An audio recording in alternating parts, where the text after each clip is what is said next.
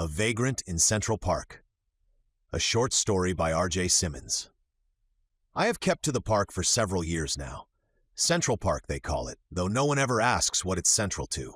Some say it's the city's breathing space. Some call it a patch of nature left behind by a better age, and others don't think of it at all unless they need a picture or a quiet walk. For me, it's simply a place where I can remain mostly unseen if I know where to sit and when to move. That is a skill I've learned over time, one not easily taught and not quickly earned. Those who don't learn it are either run off, pulled in, or otherwise made to vanish. You wouldn't notice me at first. That's the point. I know how to keep still, how to blend into the background. I know how to wait until a person's eyes slide over me without seeing anything they might need to report or remove. I've found ways to move when the wind is louder than the steps, and how to stop when a shadow falls in just the wrong shape. Those are habits I've learned through practice and necessity, not preference. Survival isn't often elegant, and the park does not reward those who take up more space than is needed. My shelter is nothing fancy, just a small hollow near the edge of the water where the bushes grow thick and low and the trees lean in as if they're conspiring. There's a dip in the ground where the rain runs off and doesn't pool, and a bit of stone that holds in heat longer than dirt does. It stays drier there than most spots, and it holds warmth longer than you'd expect. I've arranged a bedding of gathered material, bits of cloth, old paper, and leaves that don't crumble to pieces when the frost comes. I turn it over when it rains, air it out when the sun returns, and tuck it close again before nightfall. It's not what most would call a home, but I keep it clean and private. That's more than many have. Some passers-by might walk within 5 feet and never see it, and that's just as I prefer.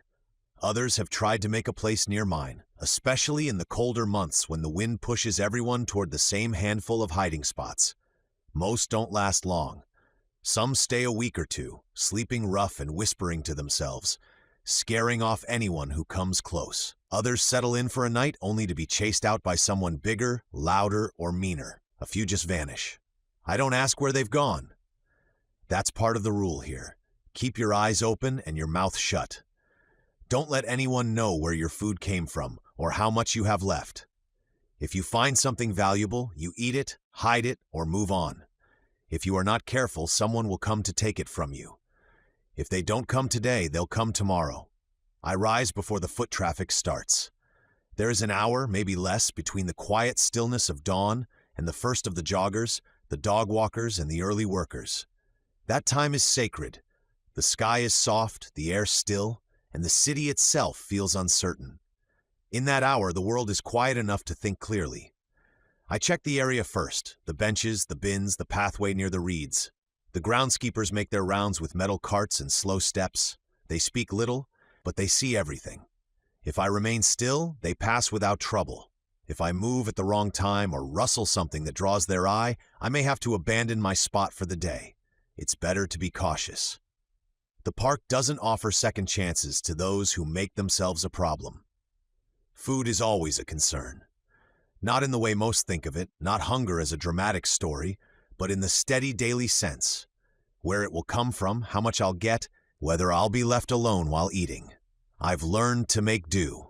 I frequent the benches near the boathouse, where people tend to rest and eat, usually without much care for what they toss when they are done.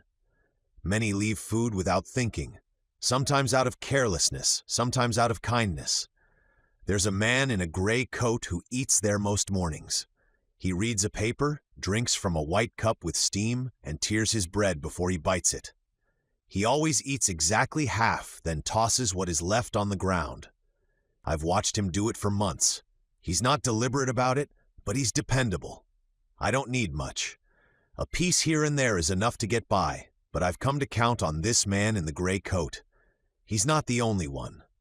There's an older couple who come every Sunday morning, rain or shine, and sit on the same bench, which faces a crooked oak. They split a sandwich right down the middle, never saying a word about it. The man always drops the crust to the ground without a second thought.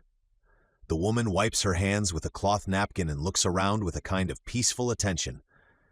She's seen me before, I think. She doesn't call out, but she watches.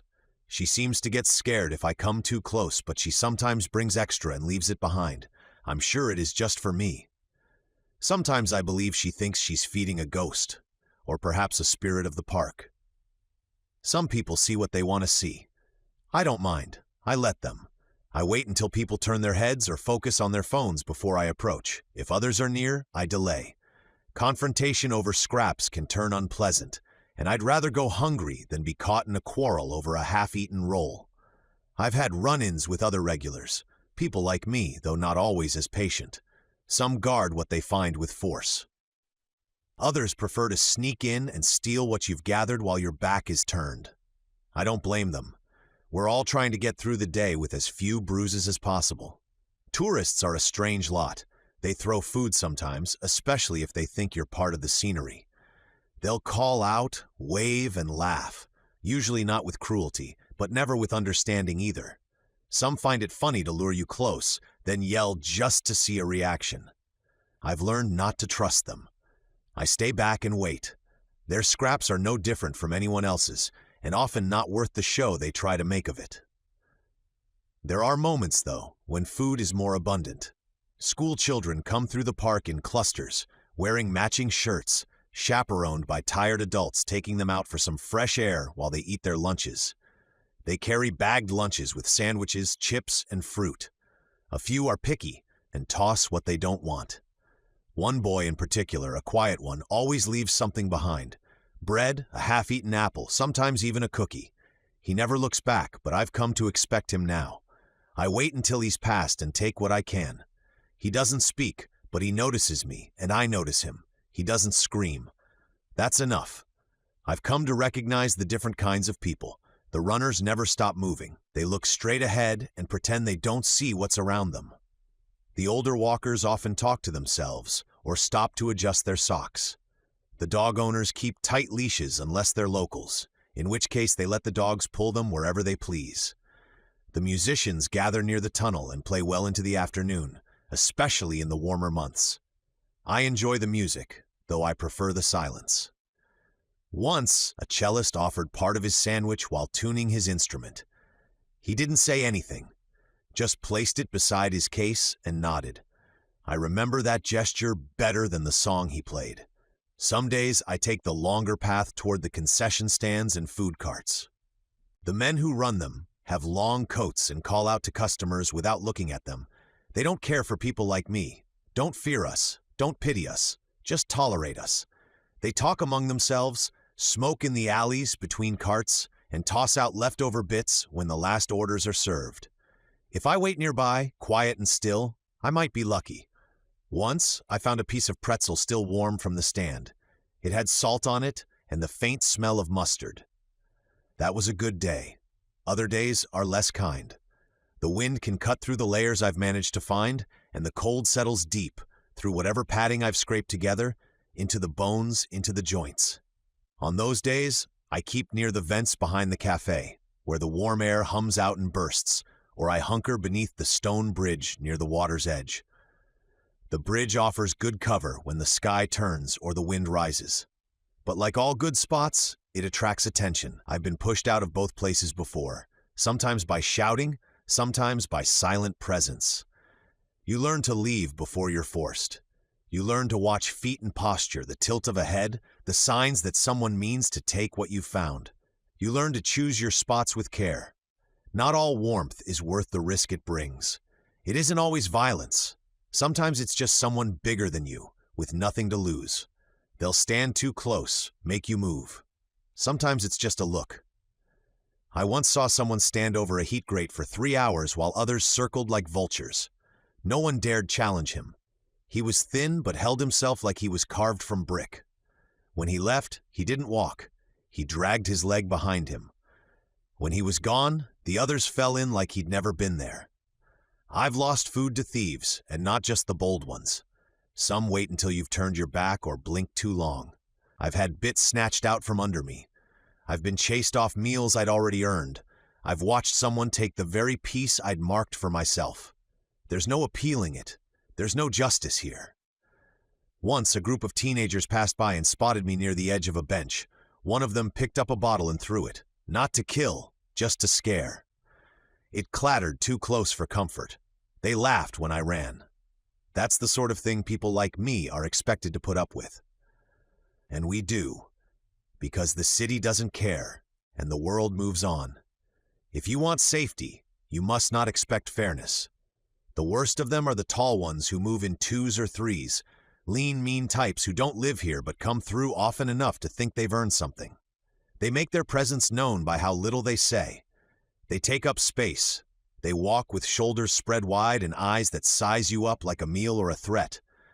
They've shoved me more than once. If they see you near what they've claimed, a bench, a bag, a patch of sun, they'll drive you off.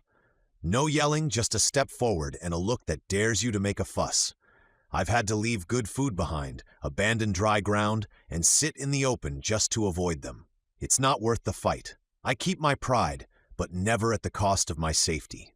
I've known the rhythm of the park through every season. I've watched it wake in spring, stretching back to life after the long freeze. More people come then. Families, joggers, school children on trips. Spring brings more food, but it also brings more danger. Children are unpredictable. They shout, chase, throw things. They move quickly and without warning, but you can never push back on their cruelty. If their parents ever feel you are a threat, your chances of being hauled off are almost certain. You never know whether they're coming to feed or frighten you. I avoid them when I can, but not always fast enough. Summer is easier. The days are long and full of movement. People take their time with their meals. They eat in the open. Food falls freely and in abundance. The grass stays warm into the night, and the park doesn't empty until well after dusk. I have more competition in the summer, but there's more to go around too. Once I found half a hot dog wrapped in foil behind a trash bin, still warm from the cart. That was another good day. Fall is my favorite. The crowds thin. The air turns sharp and clean. The sun glows but doesn't bake. People begin to carry heavier bags and wear scarves, but they still sit on the benches and toss their leftover food without thinking. The leaves fall and gather in corners, and I use them to pad my shelter, weaving them with bits of old clothing or paper I find along the paths. The light changes, and the park turns quiet again. I can move more freely. The dangers don't vanish, but they sleep longer. Fall is a season for planning, making the shelter warmer, checking the cracks in your corner, testing the air for signs of the first frost. Winter, of course, is harsh. There's no way around it. The water freezes at the edges. The ground turns stiff and bitter. The trees bare their limbs, and the grass disappears beneath frost. The air bites. Food becomes scarcer. The people who offer it do so with gloved hands and quick movements. Most keep their heads down. They move fast, like they're trying to outrun the cold. Still, now and then a kind soul will stop and toss something in my direction. A piece of bagel, a bit of sandwich. If I am lucky, they bring a meal just for me. I never ask. I simply wait. I don't call attention. I don't beg. Some days, nothing comes. But I've gone hungry before and lived through it. You learn to fast without complaint. You learn to make small things last. When snow comes, the whole park changes. The air dampens, sound softens, the walkways grow slippery. People walk slower, but with greater urgency. You can feel the effort in every footstep. Some regulars vanish for weeks. I don't know if they find shelters elsewhere or simply move to better territory. I stay. I've carved out a space and a way of life. I've made it through worse, and I trust what I know more than the unknown beyond the gates. I once stayed near a woman who slept every night on a bench beside the north path. She had a heavy coat and a scarf that covered half her face. She never spoke to me, but we exchanged glances often enough to know the other was no threat. She kept a small pack under her coat and used it as a pillow. She curled up early and woke late. She didn't eat much. Some days I'd see her holding a small piece of bread in both hands like it was something holy. One morning, she was gone. I waited longer than usual before passing her spot. Someone else had already taken her place. That's how things go. No one stays long unless they know how to go unseen. I've made mistakes. I've trusted the wrong people. I've ventured too close to a loud group thinking they'd share. I've waited too long for a scrap that never came and lost it to a faster rival. But each mistake has taught me something. I've learned how to stand in place without drawing attention. I've learned to listen, Not just for voices and footsteps, but for rustling paper, a bag being opened, a sandwich wrapper folding. I've learned how to move when the moment is right. Not too fast, not too bold, just enough to reach what you need without becoming a target. I've seen the park under all conditions. I've weathered storms that sent people running for taxis. I've seen the sky crack open with lightning over the lake. I've watched fireworks bloom over the trees and protesters march with drums and chants. I've seen weddings with white dresses and tuxedos, and I've seen couples argue for hours in the same spot where children play by morning. I've watched joy and sorrow sit on the same bench, minutes apart, unbothered by the change. People feed the birds in one breath and yell at a stranger the next. The park holds all types. There is no clear order here. There are no rules to trust. There are only habits, patterns that repeat often enough to feel familiar. Even if you can't count on them, you survive by watching, waiting, remembering. At the end of the day, I return to my corner. It is not large, but it holds what I need. The ground is dry, the brush is thick, the stones hold warmth a little longer than the air does. The nearby water gives me a place to drink, and the darkness gives me a place to rest. I settle into my shelter. I turn inward. I listen for movement, but I do not rise. The city fades into quiet. There are no walls, no roof, no door. But I have made it mine, and that is enough. When I sleep deeply. The cold comes and I accept it. In the dark I hear the others, some nearby, some passing through, searching, shifting, enduring.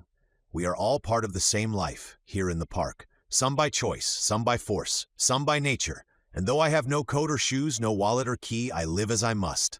I have all I require, a warm place to rest, food to fill me, and a path I know by heart. All in all, I live a pretty good life. After all, I am a duck.